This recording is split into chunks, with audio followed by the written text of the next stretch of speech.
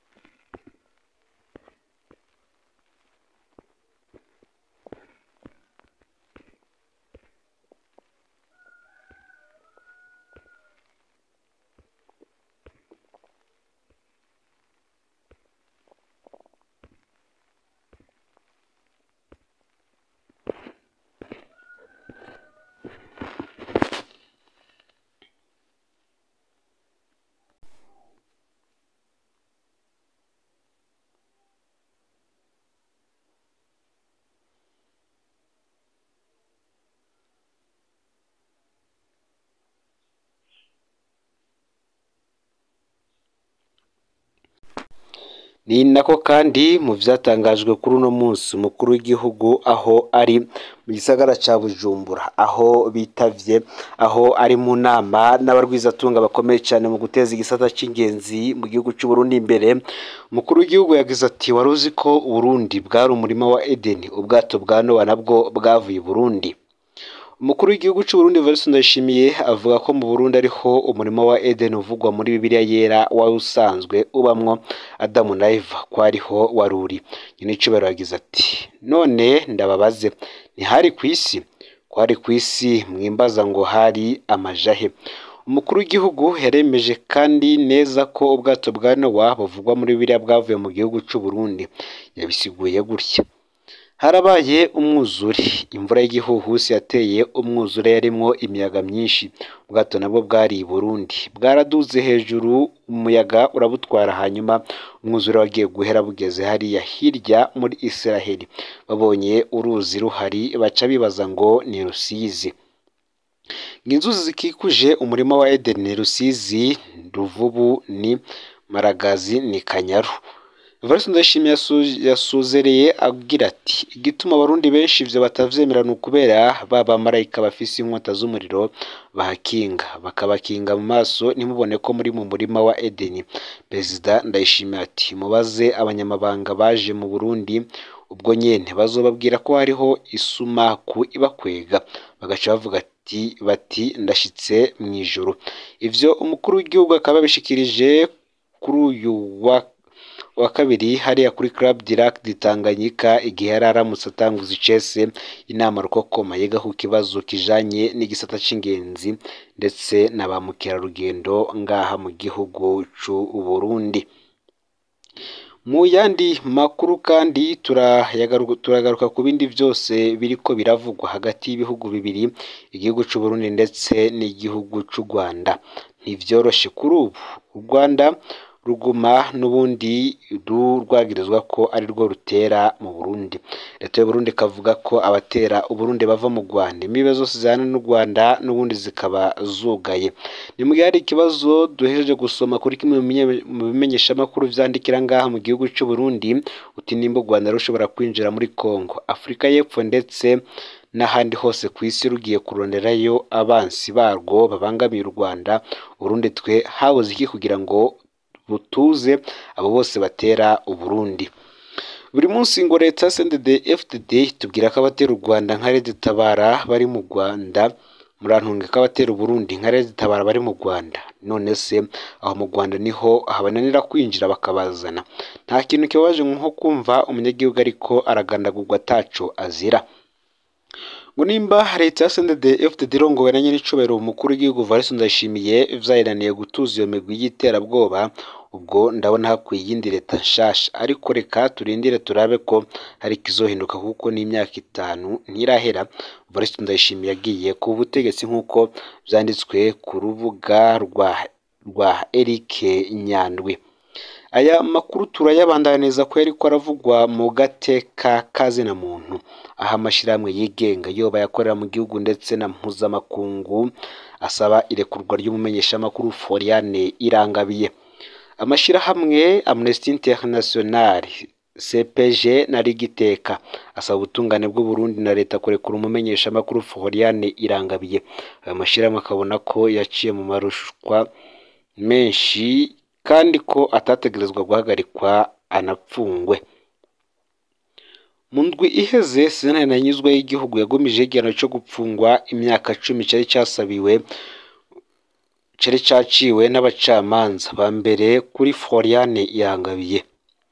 Ayo mashirahamwe atatu avuga ko hariko haba ihonyangwa ry'uburenganzira bwa mushiki wacu wa Amnesty International, ukuba haranswe iyunguruzwa ry'urubanza rwa Floriane Irangabiye ngo biri mu gatotezo gakorerwa abatavuga rumwe n'ubutegetsi mu Burundi. Amnesty International kandi yarababajwe cyane n'ingingo ya Sena nahinyuzwa yo kudaha agaciro insiguro zatanzwe na Floriane Irangabiye mu gisata ca gasamburamanza ca Sena nahinyuzwa n'ingingo yacu yo kwemeza urubanza rwaciriwe rwo gupfungwa imyaka 10. Urubanza yaciriwe n'ipfungwa ryiwe niho nyangwa ryeruye ngo ry'uburenganzira bwiwe bwo gushikiriza ivyiyumviro kandi biri mu gatotezo gakorerwa abatavuga rumwe n'ubutegetsi mu Burundi. Kumwe n'abanywanyi ngo bacu twashize ingufu hamwe mu kumushigikira no kumufasha, ngo tuzobandanya dusaba ko yorekurwa vyihuta kandi atagisabwe.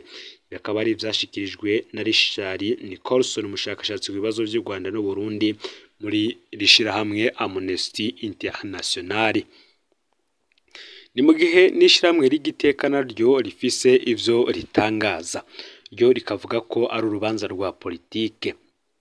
Ku ruhande rumwe twarababaye, ariko ku rundi ruhande nta gitangaje kirimwo, kuko birazwi na bose ko ari dosiye ya politike kandi ko amadosiye mwe nayo amadosiye adakorwa ko n'ubutungane. Abamufatishije nibo bazomurekuza, ntaco twabaza ubutungane bw'u Burundi, turazi ko ataco bushoboye. Ariko tuboneye akaryo ko gusaba leta y'u Burundi kwikebuka gusubiramo ingingo yayo no kurekura uwo mumenyeshamakuru. Asankeri niko yagize umukuru w'iryo shirahamwe, niko yatangaje. Mu kubandanya iri jambo ryiwe yagize ati, muri Rigiteka tuzobandanya duhimiriza amakungu cane cane abafasha Burundi gusubiramwo kwihweza neza ubucuti bagiranirana na leta ipfunga inzirakarengane abamenyesha makuru abaharanira agateka kazina muntu, kandi yategerezwa kubakingira ikabaha ubwigenge bwo gushikiriza ivyiyumviro. Kubwa komite ijejwe gukingira abamenyesha makuru CPG, Floriane Irangabiye afunzwe ku karenganyo. Ivyo kandi na leta izi. Kubwa Angela Quinta ayirongoye ku rwego rwa Afrika, ngo yategerezwa kumurekura ataco isavye. Komite ijejwe gukingira abamenyeshamakuru yarababajwe cyane rwose no kubona iyunguruzwa ry'urubanza rwa Florian Irangabiye mu rwego rukuru rw'ubucamanza ritarahawe agaciro mu ndwi yahera, kandi ko imyaka 10 yo gupfungwa vy'akarenganyo yemejwe. Turasubiriye gushikiriza amakenga yacu ku isinzikara ry'amagara ya Florian ari mu ibohero rikuru, tugasaba ko abategetsi boraba ko yofata imiti. Akaba ariko Angela Quintana n'ubundi yatangaje warageze cyane ko indongozi z'u Burundi zibona ko hageze ko Florian Irangabiye apfungurwa, ngo ntiyari guhagarikwa kandi ikibanza ciwe ntikiri mu ibohero. Leta y'u Burundi irabizi, amakungu arabizi. Florian Irangabiye ngo yaracumukuye cyane, harageze ko habaho amahitamo meza kurekura Florian Irangabiye ubunyene akaba ari we umukenyezi, akaba ariko uwo mukenyezi aheraheza. Ngaya rero amakuru yaragezwe ko muri kano kanya ufyonde subscribe canke sabone niba utari wafyonda ko kugira ngo utojucikanwe nadushikiriza usangiza n'amakuru bagenzawe kandi aho baherereye hose kugira ngo nabo baje bashikirwa niba biriko biravugwa bigezwe ko ngaha mu gihugu cy'u Burundi, hanze imbezi igihugu cy'u Burundi ndetse no mu makungu ya kure. N'umuhuza TV, Imana ibahezagire.